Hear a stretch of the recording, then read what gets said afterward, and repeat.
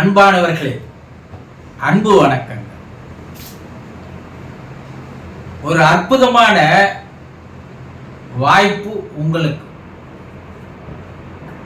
நான் இதுவரைக்கும் எழுதியிருக்கின்ற 7 புத்தகங்கள், பல்வேறு தலைப்புகளில், அதில் ஒரு புத்தகம் உன்னை நீ நம்பு. உன்னை நீ நம்பவில்லை எனில் இந்த உலகமும் உன்னை நம்பாது என்பதை முதலில் நீ நம்பு. உன்னை நீ நம்பவில்லை எனில் உன்னை படைத்த இறைவனுக்கும் உன் மீது நம்பிக்கை வராது என்பதை நீ நம்பு. உன்னை நீ நம்பவில்லை எனில் உன்னை படைத்த இறைவன் மீதும் உனக்கு நம்பிக்கை வராது என்பதை நம்பு. இப்படி உங்களை பற்றி, உங்களுடைய சுயத்தை பற்றி பல்வேறு விஷயங்களை, பல்வேறு கருத்துக்களை கொண்ட இந்த அற்புதமான புத்தகம். இந்த புத்தகத்தை நீங்கள் படித்து பார்த்தால், இதுவரைக்கும் நாம் நம்மளை நம்பாமல் யார் யாரையோ நம்பி வாழ்ந்து வந்தோமே, எவ்வளவு முட்டாள்தனமான காரியத்தை செய்திருக்கிறோம் என்று நீங்கள் நினைத்துக் கொள்வீர்கள். அடுத்து ஒரு புத்தகம், அது ஆணாக இருந்தாலும் பெண்ணாக இருந்தாலும் அவர்களுக்கு என்று தனிப்பட்ட ஆளுமை இருக்கிறது, திறமை இருக்கிறது. த பர்சனாலிட்டி என்று சொல்வார்கள், த டேலண்ட் என்று சொல்வார்கள். இறைவன் ஒவ்வொருவரை படைத்த போதும் அவர்களுக்குள்ளே ஏதோ ஒரு திறமையை, ஒரு ஆளுமையை வைத்துத்தான் படைத்திருக்கிறார். ஆனால் இதை பல பேர் தெரிந்து கொள்வதில்லை, தெரிவதில்லை, ஆர்வமும் காட்டுவதில்லை. காலம் முழுவதும் வேறு ஒருவருக்கு அடிமையாக, வேறு ஒருவருக்கு வேலைக்காரனாக வாழ்ந்தே வாழ்க்கையை கழித்து விடுகிறார்கள். தனக்குள் இருக்கின்ற அந்த புதையலை திறந்து பார்க்காமலேயே வாழ்க்கை முடிந்து போகிறது. உங்களுக்குள் என்ன திறமை இருக்கிறது, உங்களுக்குள் என்ன ஆளுமை இருக்கிறது என்பதை நீங்கள் தெரிந்து கொள்ள வேண்டும் என்பதற்காக எழுதப்பட்ட ஒரு புத்தகம், த பர்சனாலிட்டி டெவலப்மெண்ட், ஆளுமை வளர்ச்சி. இதை யார் வேண்டுமானாலும் படிக்கலாம். ஒரு என்கரேஜ்மெண்டாக, ஒரு ஊக்குவிப்பாக உங்களுக்கு இந்த புத்தகம் பெருமளவில் உதவியாக இருக்கும். இது ஒரு புத்தகம். இனிய இல்லறம்தான் வாழ்க்கையில் மகிழ்ச்சியை, ஆனந்தத்தை, சந்தோஷத்தை, நிம்மதியை, அமைதியை தரும். இன்றைய காலகட்டங்களில் கணவன் மனைவிக்குள்ளே ஒரு ஒத்த எண்ணங்கள் இல்லை, ஒத்த கருத்துக்கள் இல்லை. இதனால் பல்வேறு குடும்பங்களில் பல பிரச்சனைகள் ஏற்படுகிறது. கணவன் மனைவிக்குள் பிரச்சனைகள் வர காரணம் என்ன? எங்கே அது ஆரம்பிக்கிறது? எங்கே அது சிறிதாக ஆரம்பித்து பெரிதாக மாறி இருவரும் பிரிந்து போகின்ற நிலைமைக்கு வருகிறது? இதனால் அவர்கள் வாழ்க்கையும் போய்விடுகிறது, அவர்களுடைய குழந்தைகளுடைய வாழ்க்கையும் போய்விடுகிறது. இப்ப கணவன் மனைவிக்குள் எப்படி இருக்க வேண்டும், எப்படி இருந்தால் அந்த இல்லறம் இனிமையாக இருக்கும்? இது ஒரு கவுன்சிலிங் மாதிரி. இது படிக்க படிக்க ஒரு அற்புதமான ஒரு கருத்துக்கள் அடங்கிய, தனக்குள் என்னென்ன குறைகள் இருக்கிறது, நிறைகள் இருக்கிறது என்பதை அவரவர் தெரிந்து கொள்ளலாம். இனிய இல்லறம் என்ற ஒரு புத்தகம். இப்படி 7 புத்தகங்கள் உங்களுக்கு உதவி செய்கின்ற வகையிலே, ஒவ்வொரு புத்தகமும் ஒரு 30 ரூபாய், 100 ரூபாய் கொண்ட புத்தகம் ஒரு 30 ரூபாய். உங்களுக்காக புத்தாண்டு சலுகையாக நீங்கள் படிக்க வேண்டும், உங்களை நீங்கள் தெரிந்து கொள்ள வேண்டும், உங்கள் திறமையை வெளிக்கொண்டு வர வேண்டும் என்ற ஒரு எண்ணத்தோடு தரப்படுகின்ற ஒரு அரிய வாய்ப்பு. 7 புத்தகங்கள், 210 ரூபாய். 31ஆம் தேதி கடைசி நாள். விருப்பம் இருப்பவர்கள் தொலைபேசியில் தொடர்பு கொண்டு புத்தகத்தை வரவழைத்து படித்து பாருங்கள். அற்புதமான ஒரு வாய்ப்பு, ஒரு சந்தர்ப்பத்தை நழுவ விடாது. ஒரு அன்பர் ஒரு கேள்வி கேட்டிருக்கிறார். என்ன? என்னுடைய தாயார் இறந்து விட்டார்,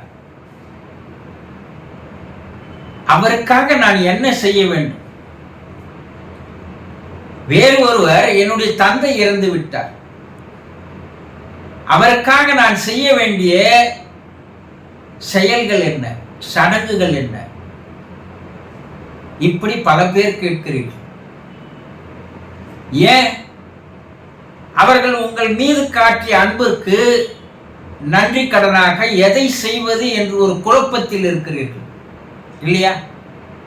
நாங்க தான் செய்யறோமே, சடங்குகளை செய்துட்டோம், காரியம் செய்துட்டோம், மாசானா திதி தரோம்.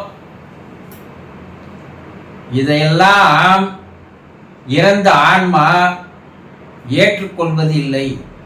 ஏன்னா நீங்க செய்யற சடங்குகளும் திதிகளும் தருகின்ற திதிகளும் முழுமையான மனப்பூர்வமாக அர்ப்பணிக்கின்ற வகையிலே செய்வதில்லை. ஒரு கடமை. ஏதோ இன்னைக்கு போன அமாவாசைக்கு திதி கொடுத்துட்டுமா, எவ்வளவு பெரிய வேலை முடிஞ்சு போச்சு தெரியுமா? 50 வருடம் உங்களை இருந்து அவங்க ஆயுள செலவு பண்ணி உங்களை வளர்த்து ஆளாக்கிறதுக்கு நீங்க அவங்களுக்கு செலவு பண்ற நேரம் எவ்வளவு தெரியுமா? 5 நிமிஷம். கொஞ்ச நேரம் மனசாட்சி இல்லை. நீங்க இன்னைக்கு இந்த உலகத்துல யாருன்னு காட்டினது யாரு? உங்களுக்கு ஒரு குவாலிஃபிகேஷன் கொடுத்தது யாரு? உங்களுக்கு எஜுகேஷன் கொடுத்தது யாரு? உங்களுக்கு ஸ்டேட்டஸ் கொடுத்தது யாரு? அவங்க தானே. அப்பா அம்மா இல்லைன்னா உங்களால எதுவுமே செய்ய முடியாது. ஆனா அவங்களுக்கு நீங்க செலவு பண்ற நேரம் எவ்வளவு நேரம் தெரியுங்களா? 5 நிமிஷம். திதி கொடுத்துட்டு வந்துட்டீங்கன்னா முடிஞ்சு போச்சா? கொஞ்சம் ஒரு நிமிஷம் நீங்க நம்ம செய்தது சரியா யோசித்து பாருங்க. கிடையாது. அதை உங்களுடைய தாய் தந்தையார் ஆன்மா ஏற்றுக்கொள்வது இல்லை. ஆவி உலகிலே இருப்பவர்கள் உயர்நிலை ஆவிகளோடு பூமியில் இருக்கின்ற மீடியாக்கள் தொடர்பு கொண்டு பேசும்போது அவர்கள் சொல்லுகிற செய்தி ஏதோ கடமைன்னு கொடுக்கிற இந்த பிள்ளைகளுடைய திதியை அந்த ஆன்மாக்கள் ஏற்றுக்கொள்வதில்லை. அது வேதனையில் தான் இருக்கிறது. அதை கூட கொடுக்கறது இல்லை. பல பிள்ளைகள் நாகரிகம் முத்தி போச்சு, அதனால அதையும் கொடுப்பதில்லை. இறந்துதான் அவங்க பெற்றோரை மறந்து போகின்ற பிள்ளைகள் நிறைய இருக்கிறாங்க இல்லையா? நான் வெளிநாட்டில் இருக்கிறேன், அதெல்லாம் எப்படி கொடுக்கறது? இன்னும் வெளிநாட்டு அமைச்சதே யாரு? அவங்க தானே. கொஞ்ச நேரம் சிந்திச்சு பாருங்க. ஒருவேளை உணவிட்டால் நாய் கூட காலமெல்லாம் நன்றியோடு இருக்கிறது. ஆனா உங்க உடம்புல ஓடுற ரத்தம், இந்த உடம்பு எல்லாம் தந்தது அவர்கள் தானே. அப்ப நாங்க என்னதான் செய்யணும்? நீங்க எதுவும் செய்ய வேணாம். இறைவனிடம் மனமுருகி பிரார்த்தனை செய்யுங்கள். இறைவா, என்னுடைய தாய் தந்தையர் ஆவி உலகிலே இருக்கிறார்கள், யமலோகத்திலே இருக்கிறார்கள், சிவலோகத்திலே இருக்கிறார்கள், மேல் உலகிலே இருக்கிறார்கள். அவர்களுக்கு துன்பம் விளைவிக்காத வண்ணம், அவர்கள் துன்பப்படாத வண்ணம், வேதனைப்படாத வண்ணம், கவலை இல்லாத நிலையில் அவர்களை பார்த்துக் கொள்ளுங்கள். உங்களை நம்பியே நான் அவர்கள் அங்கே இருப்பதாக நான் உறுதியாக நம்புகிறேன். நீங்கள் அவர்களுக்கு எந்த விதமான கஷ்டமும் இல்லாதவாறு நீங்கள் பார்த்துக் கொள்வீர்கள். ஆகவே இறைவா, நான் உங்களை நாள்தோறும் வேண்டுவது, உங்களிடம் கேட்பது, உங்களிடம் கோரிக்கை வைப்பது ஒன்றே ஒன்றுதான். என்னுடைய தாய் தகப்பனார், என்னுடைய கணவன், என்னுடைய மனைவி, என்னுடைய பிள்ளைகள் யாரோ மேலே இருப்பார்கள். அவர்கள் ஆவி உலகிலே துன்பத்திற்கு ஆளாகக்கூடாது, அவர்கள் கஷ்டப்படக்கூடாது, அவர்கள் கண்ணீர் விடக்கூடாது, வேதனைப்படக்கூடாது. அதற்கு நீங்கள் தான் உதவி செய்ய வேண்டும். அவர்களுக்கு நீங்கள் ஒரு பாதுகாப்பாக இருந்து அவர்களுடைய மன அமைதி அடையும்படி செய்யுங்கள், மனசாந்தி அடையும்படி செய்யுங்கள். இதுதான் ஆன்ம சாந்தி, ஆத்ம சாந்தி என்று சொல்வார்.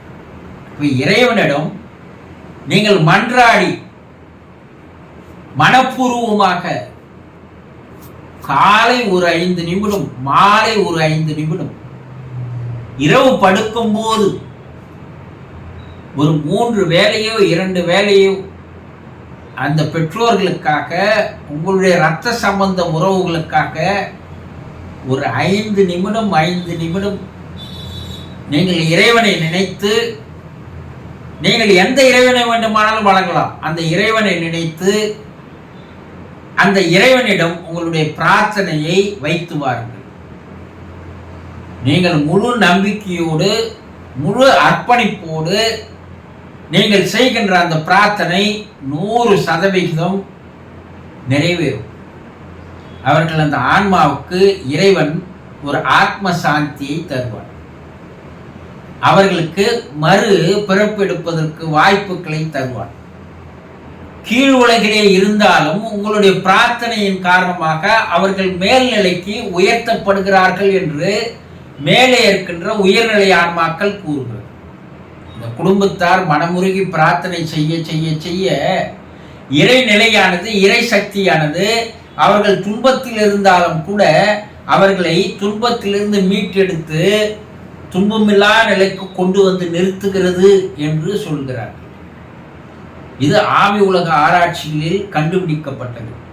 ஆகவே மனமுருகி காலை மாலை இரவு என ஒரு 5 நிமிடங்கள் உங்கள் பெற்றோர்களுக்காக, கணவனுக்காக, மனைவிக்காக, குழந்தைகளுக்காக, இறந்து போன அந்த ஆன்மாக்களுக்காக இறைவனிடம் நீங்கள் செய்கின்ற பிரார்த்தனை 100% நிறைவேறுகிறது என்பது உண்மை. தொடர்ந்து செய்து வாருங்கள், நல்லதே நடக்கும். சந்தோஷம்.